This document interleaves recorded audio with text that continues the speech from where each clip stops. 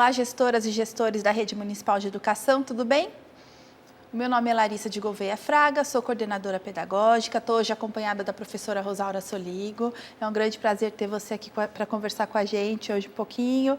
A professora Rosaura, ela é doutora em educação pela Unicamp, começou seus trabalhos na educação na Rede Pública Municipal de São Paulo, né? Compôs a equipe do professor Paulo Freire. Atualmente ela é nossa assessora e ela é uma das pessoas que compõe a diretoria da Rede Latino-Americana de Alfabetização, né?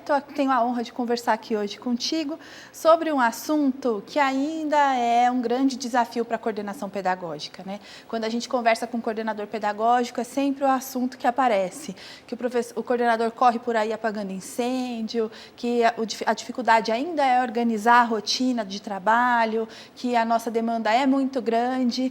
Então, eu queria que você, aí com seus estudos, toda a sua experiência de formação, contasse um pouquinho para a gente do que você pensa sobre essa questão da rotina, nos desse sugestões, tá bom? Muitas das coisas que a gente não encontra muito resposta para elas, acaba tendo uma explicação na história, né? E aí eu vou falar um pouco disso para dizer que a função do coordenador pedagógico, ela nunca foi historicamente muito definida, né? Então, o que ocorre? Uma pessoa que é a merendeira da escola, que é a pessoa responsável pela cozinha, ela sabe qual é o seu papel. O porteiro da escola, que tem lá as tarefas relacionadas ao vai e vem do portão, sabe quais são suas tarefas. O professor da escola, por mais que as concepções sejam diferentes, ele sabe que o seu papel é ensinar as crianças, né? Os adolescentes, os jovens, enfim. No caso da coordenação pedagógica, essa clareza, que é meio óbvia em outras funções dos profissionais da escola, não existe. E tem a ver com a história desse profissional, dessa função e a história da demanda que socialmente foi sendo posta para essa figura, né, que realiza a coordenação pedagógica na escola. Isso faz com que ocorra algo da forma como você disse, que é uma mistura de esponja com bombeiro. Eu costumo dizer, né? Que é achar que tudo tem que dar conta e sair apagando os incêndios que tem o tempo todo dentro da escola. Reparem que um porteiro, uma merendeira ou um professor que esteja funcionando como esponja e como bombeiro, ele está fora da sua função. Alguém lhe alertará que ele não está fazendo direito aquilo que é o seu papel profissionalmente, né?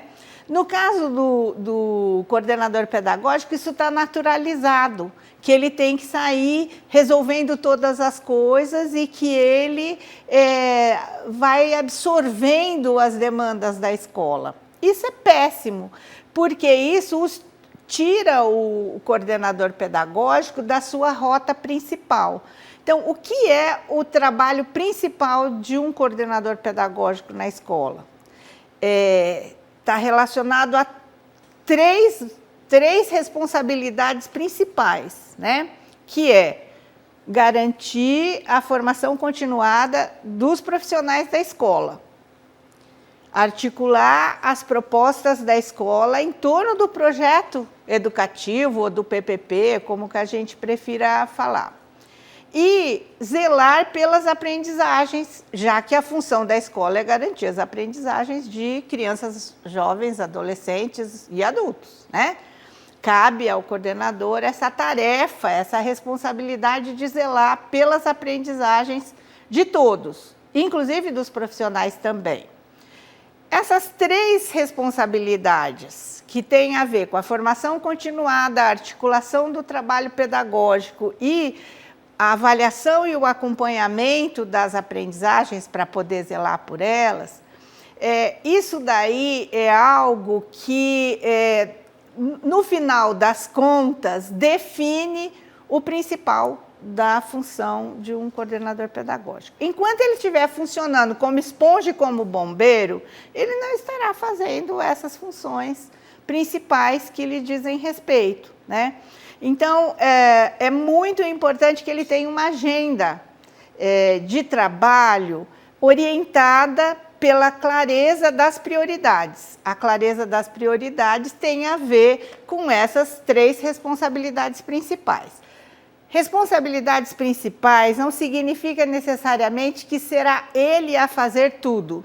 Ele a fazer a formação, ele a articular o projeto da escola, ele a zelar pelas aprendizagens, fazer o acompanhamento, a avaliação, tudo, até porque ele não é Deus. Mas significa que é de sua responsabilidade e lhe caberá a tarefa de atribuir ao outro, solicitar do outro, né, a divisão dessas ações que tem a ver com essas responsabilidades. Ao pensar uma agenda de trabalho, é isso que é o central, que é pensar quanto tempo da rotina de trabalho durante a semana está sendo destinado a isso que é o principal. Zelar pelas aprendizagens, articular as propostas e formar ou se responsabilizar pela formação dos profissionais da escola, né? Essa agenda, ela é fundamental porque ela precisa, além de ser pensada a partir das responsabilidades principais, ela precisa ser compartilhada para que todos saibam o que é que esse profissional, que é o coordenador pedagógico, está fazendo ao longo da semana, para parar de ir lá demandar dele coisas que o forçam a funcionar, muitas vezes, como esponja, sem até perceber, né? Além disso, ter uma agenda feita a partir das prioridades e compartilhada com a equipe, e que aí acho que essa agenda tem que ser pensada na equipe de gestão, porque também o diretor da escola precisa ter uma agenda semelhante. E isso tudo compartilhado com os educadores faz com que, por exemplo, o não diante da demanda do outro seja uma possibilidade. Porque eu vou dizer, não, eu agora não posso fazer isso que você está me pedindo, porque eu tenho uma outra coisa que é da minha função e isso que você está me pedindo pode ser feito, por exemplo, e aí indica um profissional da equipe que poderia resolver aquilo.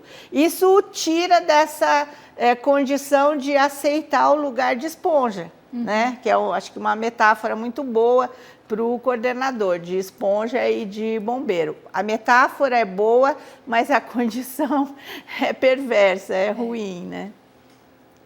Acho que isso que você traz é muito dessas negociações que a gente faz na escola, né? E eu lembro num curso que eu fiz com você uma vez, você solicitou que a gente escrevesse numa semana quais eram as nossas ações e que a gente articulasse com esse trio de ações para ver se estava articulado ou não, né? E para a gente chegar nessa expertise mesmo de Sim. conseguir equilibrar isso no dia a dia, né? Acho que isso é essencial, né? Porque a gente fala para o professor que o professor tem que ter registros e refletir Sim. sobre esses registros, e a gente da coordenação pedagógica também, senão a gente vai ficar mesmo Sim. nesse papel de bombeiro, né? Eu faço muito essa proposta que você está se referindo, porque eu acho que ela potencializa uma reflexão muito grande do profissional que está na escola, que é assim, anotar de segunda a sexta tudo que você faz da hora que chega na escola até a hora que vai embora.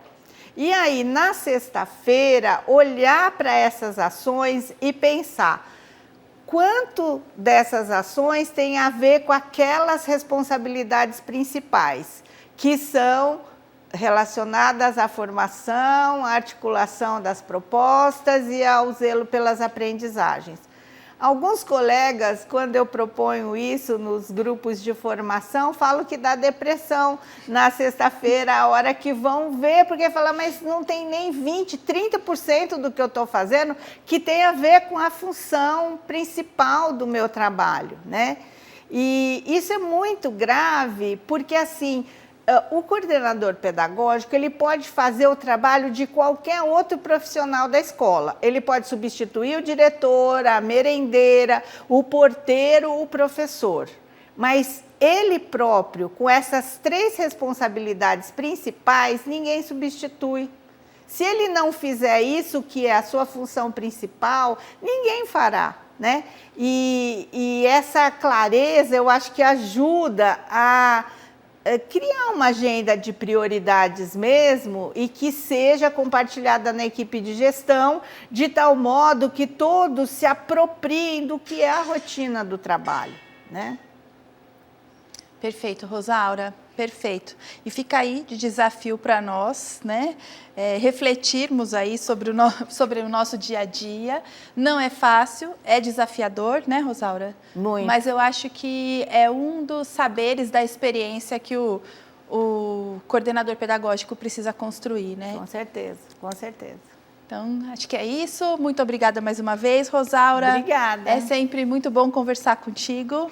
Espero que as nossas contribuições ajudem vocês aí a construir uma rotina de trabalho bacana, que apoie de verdade a escola e que a gente garanta aí também um trabalho confortável para nós coordenadores pedagógicos e que a gente consiga sair desse lugar de esponja e de bombeiro, né? Sim. Obrigada, Rosaura. Obrigada. Até a próxima.